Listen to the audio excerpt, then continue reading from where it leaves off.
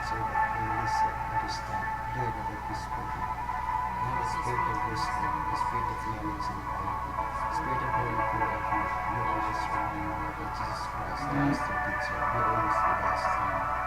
Glory be to the Father, to the Son, and to the Holy Spirit. As it is in the beginning, is now, and ever shall be, world without end. Son, and the Holy Spirit. Good morning, everyone. So today, July 9, 2025, so we're going to conduct pre-bid conference of 3 contract ID. Contract ID 26, FA0018, 0019, and 0020. And we will be opening a bid for 2 contract, also for contract ID 26 GFA 004, 26 GFA 005. These are all goods. So we'll start by our activity today by bid opening na muna po tayo. So right after the completion of the bid opening, so we'll continue the pre-bid conference with the same attendees. So before anything else, let us first, of course, establish a quorum with me as the chairperson, and then Engineer Witz Rodriguez, a regular member from construction section. Sir, good morning. Engineer Amy Monica P. Bristol, our end users representative for goods and consulting service. Ma'am, good morning. Ma'am Eva Clarino, our head of box secretariat, of course, together with her member. Ma'am Cecily Chavez, ma'am, good morning. Sino pa? Sir Larry Frias. Sino pa ba? Sir Carlo Cortez. And then Sir Franz. Good morning to all of you. So, of course, to our live viewers, good morning also. To our co-representative, yung mga nanonood po sa live stream namin sa YouTube, yung mga contractors representative, taga PPCI, NACAP, and of course yung mga taga NGO, good morning po kung nandyan po kayo sa nanonood. So, since we already have a quorum, so we now start our opening of bid. Of course, we will open first the box.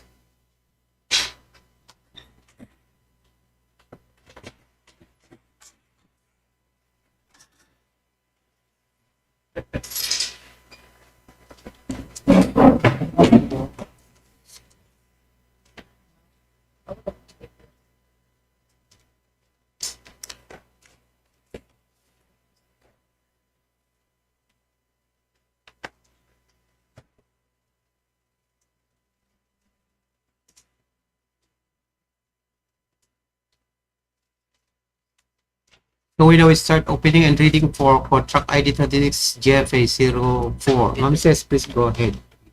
Thank you. Thank you, Mr. Chair. So we now open the technical documents or technical component for contract ID 26 GFA04. The contract name is Procurement and Delivery of SIGNAGES and Construction Materials for use in the maintenance operations of the maintenance section DPWH Albay, first DEO.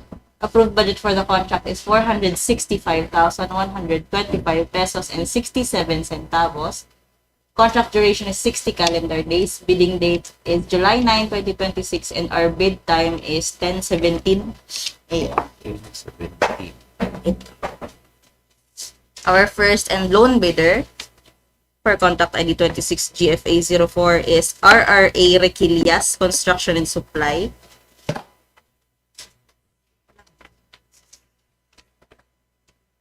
Requilias. Here and attached is their field jobs registration.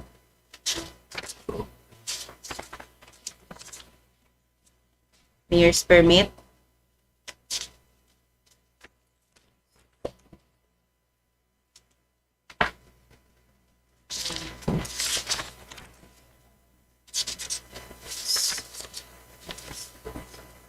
TTI permit. NSEC registration. Single proprietor.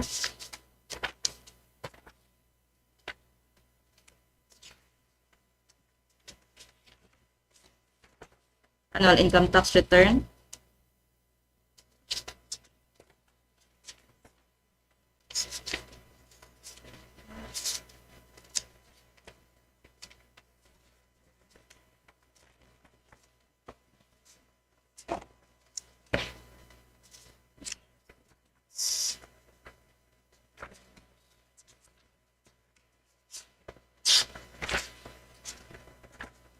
tax clearance certificate from BIR,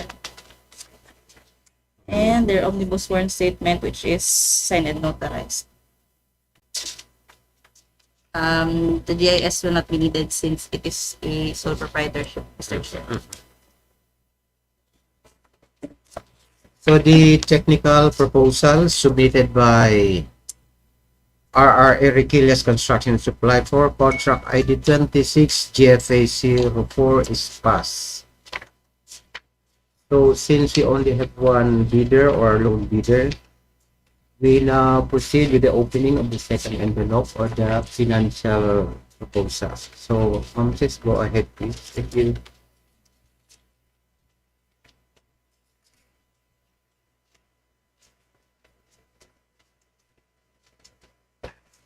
Proceeding to the reading of their financial quotations. Herein is their financial quotation. It is duly signed by the sole proprietor.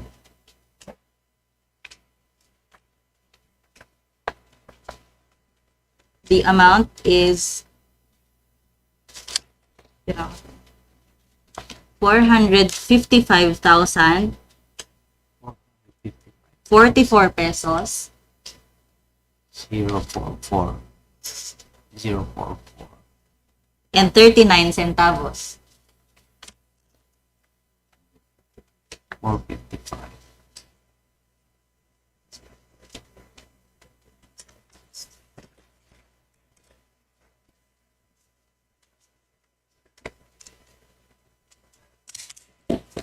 So the financial proposal submitted by RRA Requilias Construction Supply for contract ID 26 GFA 04 is passed.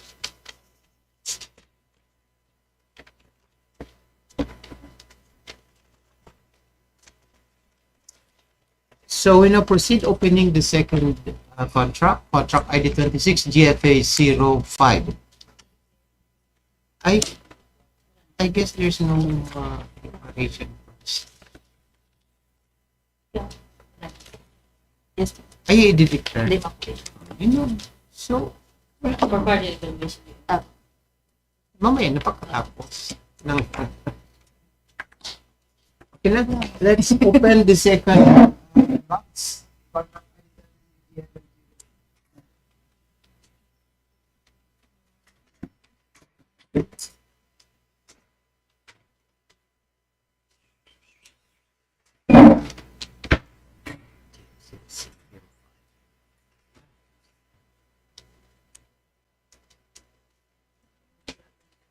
Ganun pa yan.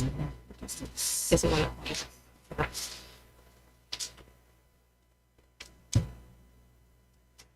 Bigyan na siguro sa baba ka eh.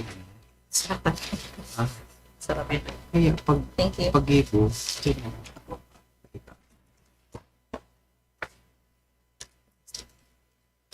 so we now start opening and reading of envelope 1. Sige na. Go ahead, ma'am, please. Thank you. Herein, opening of the technical component for contract ID 26 GFA 05. The contract name is Procurement and Delivery of Supplies for use in the installation or retrieval of automated traffic data collection of RTIA Planning and Design Section, DPWH Albay, first DEO. Approved budget for the contract is 546,000. Contract duration is 60 calendar days. Bidding dates July 9, 2026, and bidding time is 10:23 a.m. Our first and lone bidder is NT Micro Enterprises.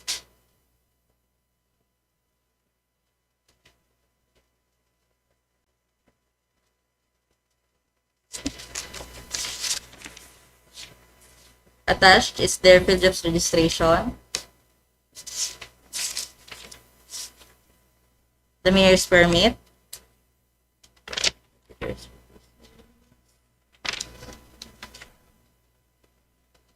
DTI permit, annual income tax return,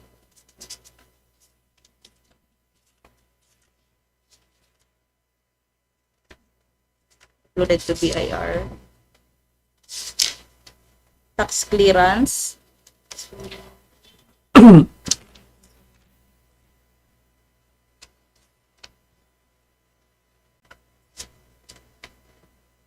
Set registration. Omnibus. Signed and notarized. Here it is stated that they are a sole proprietor of the enterprise. Attached also is the special SPA, signed and notarized. Their identification, which is the driver's license, and technical data.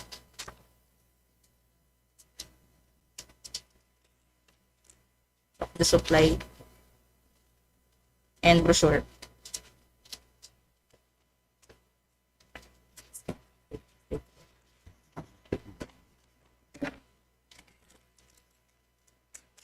The technical proposal submitted by NT Micro Enterprises for contract ID 26 GFA05 is passed.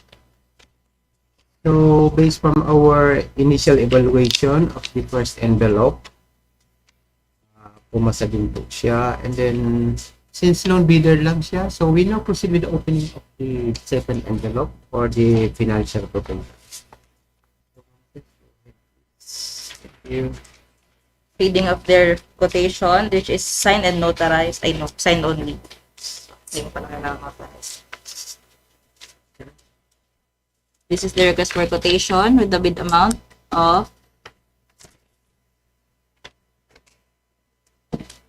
542,964 pesos.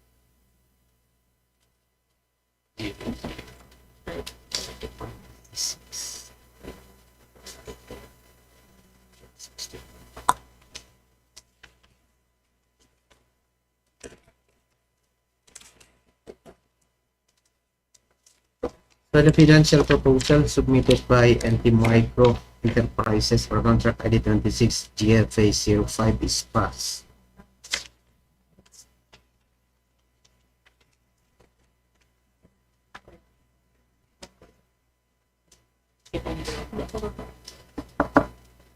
So the result as read for this contract is still subject for further bid evaluation under Section 32 of the 2016 revised IRR to determine the lowest or the calculated highest rated respectively. Wala na, no? So again, YouTube viewers, please like and subscribe to our YouTube channel, DPWH Albay 1st District Engineering Office Procurement. And please don't forget to hit the notification bell for your updates. Thank you so much. Good morning and God bless us all. So, let's post for a what first? Arrange. Ma-arrangement. No need.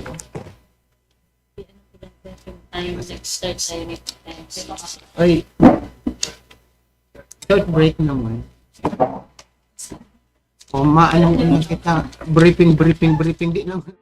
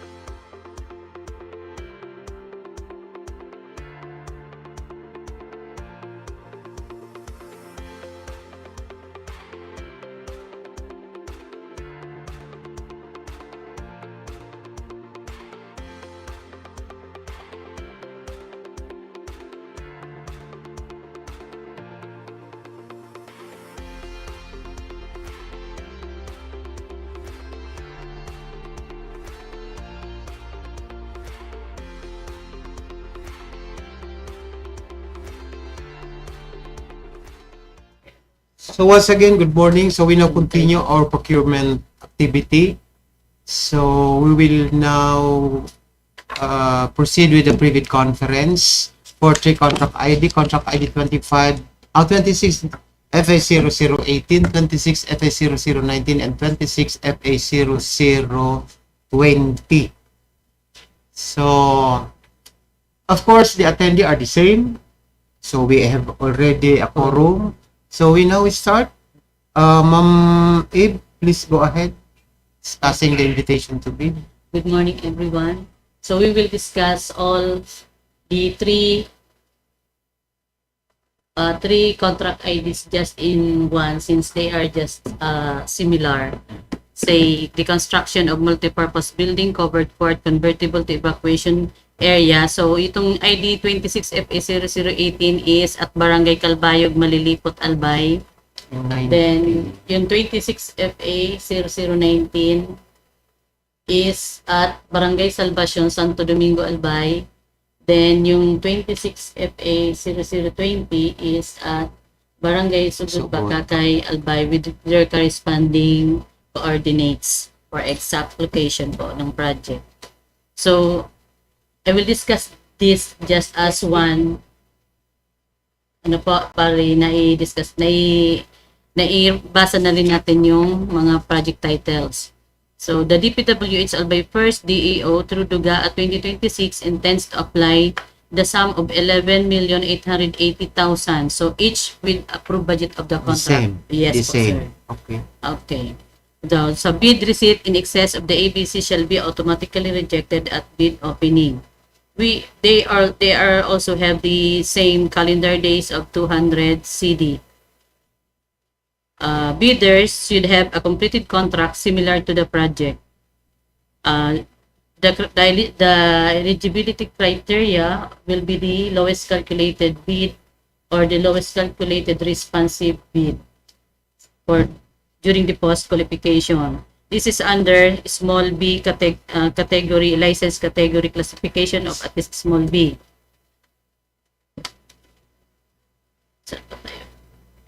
Bidders should have completed within 10 years from the date of submission a receipt of bids, a contract similar to the project. The description of an eligible bidder is contained in the bidding documents, particularly Section 2, Instruction to Bidders. Then the prospective bidders shall submit its valid updated PhilJEP certification of registration, platinum membership pursuant to the requirements provided in Section 20 of RA 12009. Bidding is restricted to Filipino citizens of at least 60% interest belonging to the citizens of the Philippines. The bidder must have completed an SLCC that is similar to the procurement project to be bid, and whose value must be equivalent to at least 50% of the ABC. So, however, nasaan ba yung...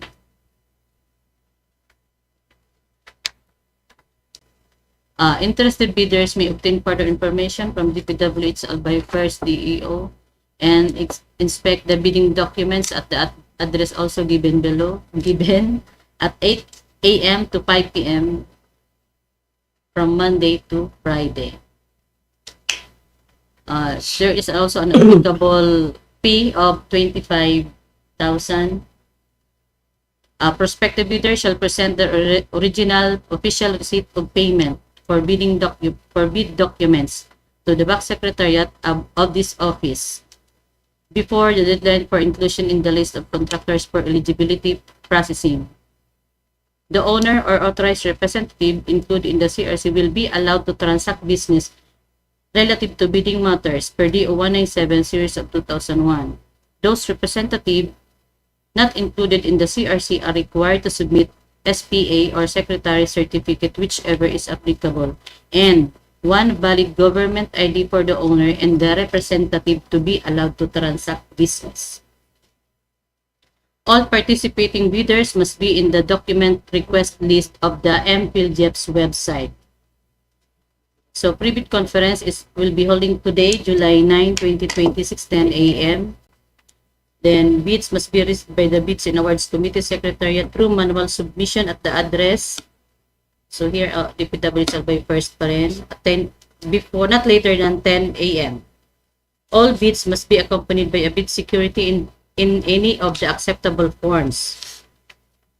Bid opening shall be on July 21, 2026, 10:01 a.m. onwards at the Procurement Conference, DPWH Albay, 1st DEO.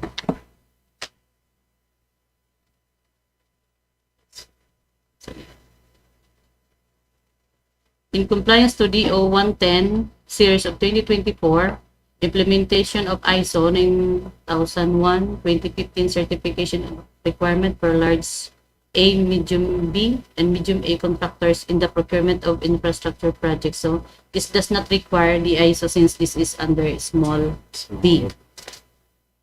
Also, Department Order number 169 series of 2025 guidelines on the accreditation and assigned of contractors and consultants project engineer. So in short po sir, since this is under buildings, the accredited DPWH accredited project engineer is required or the provisional. Depende po kung nakalagay sa BDS natin. For further information, please contact Michael A. Presbyter, Chief Construction Section, the implementing section po siya. The funding source is under GAA 2026, General Appropriations Act of 2026. The contract similar to the project is under BICWO PLC, Building Construction Without Piles, Low-Rise, or Concrete Frame.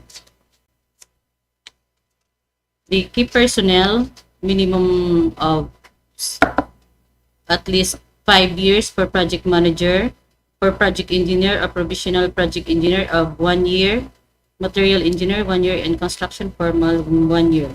This qualification applies if the pledged personnel largest project handled does not meet the required 50% of the ABC.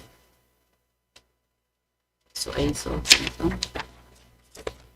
And the minimum major equipment requirements are the following: the stake truck or service vehicle, 1 unit, 1 bagger mixer, 1 unit, plate compactor, 1 unit welding machine, 1 unit and laboratory, concrete vibrator, 1 unit. Modifying the list of the required equipment pledge included in this BDS is considered incomplete and a grounds for disqualification.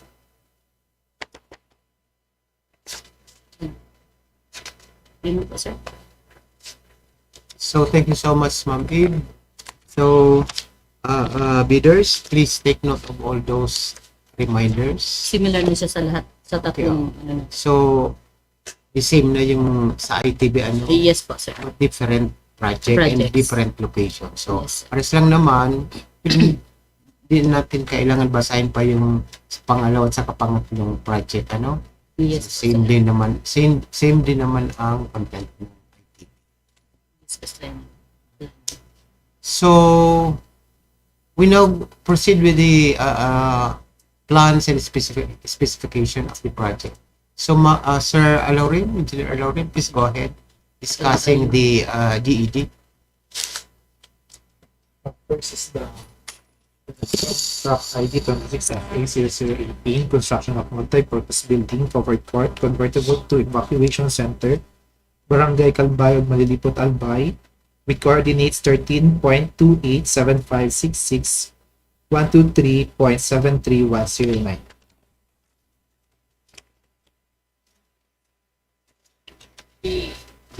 Also shown on the second page is the perspective in this vicinity map or site development map. Also the scope of work. Next. Next please. Next is the topographic survey and allocation map. Okay. Next.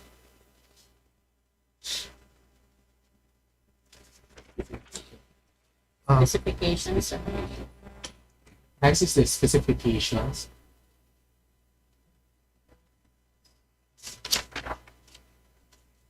Next is the floor plan of the basketball court. Dimension. Showing the dimension. Showing the dimension 28 28 meters by 15 meters. by 28.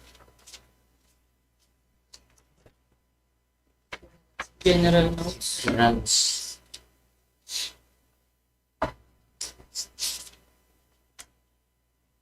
notes for columns and beams.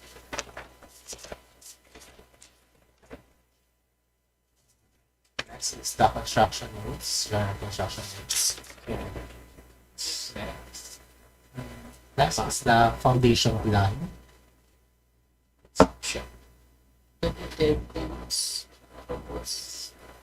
Next is the load schedule, the ISO diagram, the panel board diagram.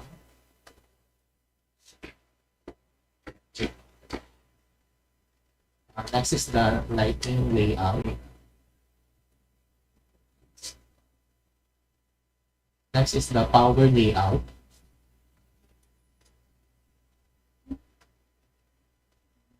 Next is the drainage line layout.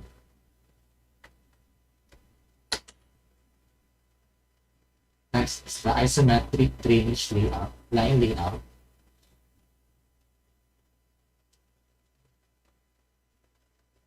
Next is the floor plan, roof plan, ceiling plan, and elevation, left, right, front, rear.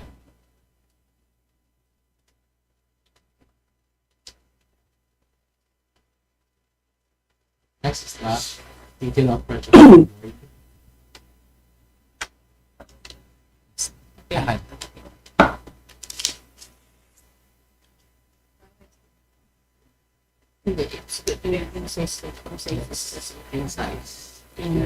Tsaka yung location. The next project, IG, Next project is 26FA0019. project title, Construction. coordinates, Construction of multi-purpose building, covered court, convertible to evacuation center, Barangay Salvacion, Santo Domingo, Albay with coordinates 13.238512, 123.808729. Showing the perspective, site development path, and vicinity. Next is the location map and topographic survey. Next is the floor plan with dimension. with dimension 27 meters by 15 meters.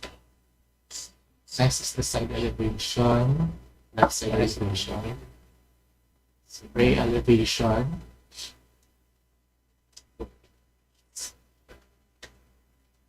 general notes, notes on beams and girders, general construction notes, foundation plan, column schedule, footing tie beam layout,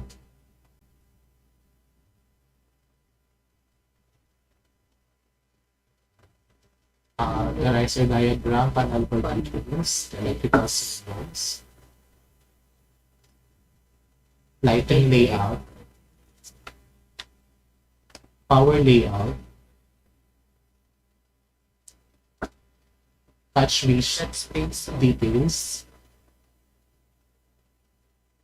drainage line layout, isometric drainage line layout,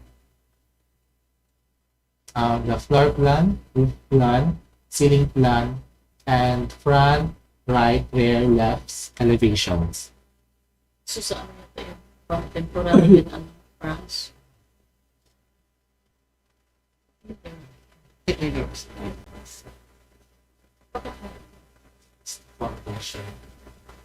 Foundation plan, framing plan,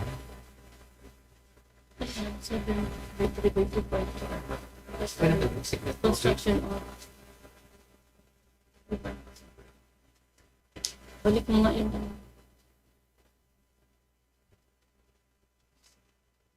Ito, next pa. Okay na? Okay. Last na yan.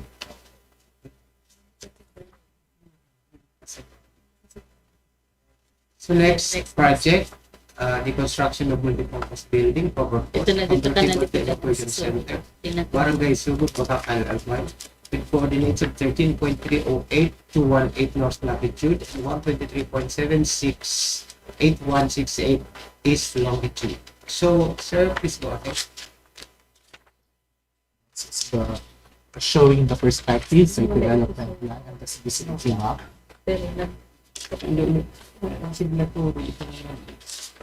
It's the topographic survey. Next is the floor plan with dimension 30 meters by 17 meters. Next is the front elevation. Next is the rear elevation. Next is the right side elevation. Next is the left side elevation. Next is the longitudinal section, showing the general notes. Next is the general construction notes. Next is the foundation plan. Next is the footing column detail and the beam and slab detail. Next is the footing detail elevation. Next is the beam layout plan. Next is the riser diagram, panel board diagram, and the load schedules. Next is the lighting layout. Next is the power layout. The plumbing notes. Showing the drainage line layout. The isometric drainage line layout. The floor plan, roof plan, the ceiling plan.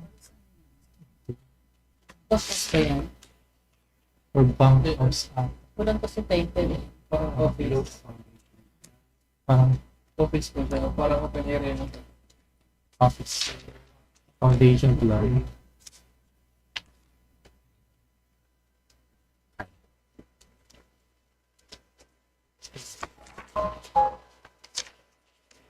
Yes, thank you so much. So again, bidders, please take note of all those reminders. So any other additional information?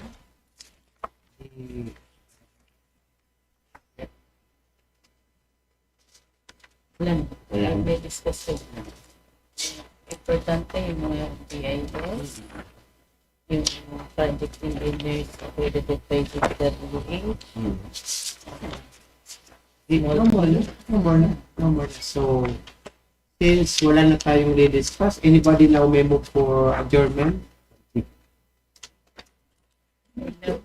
I know Mr. Adjourn the praying praying.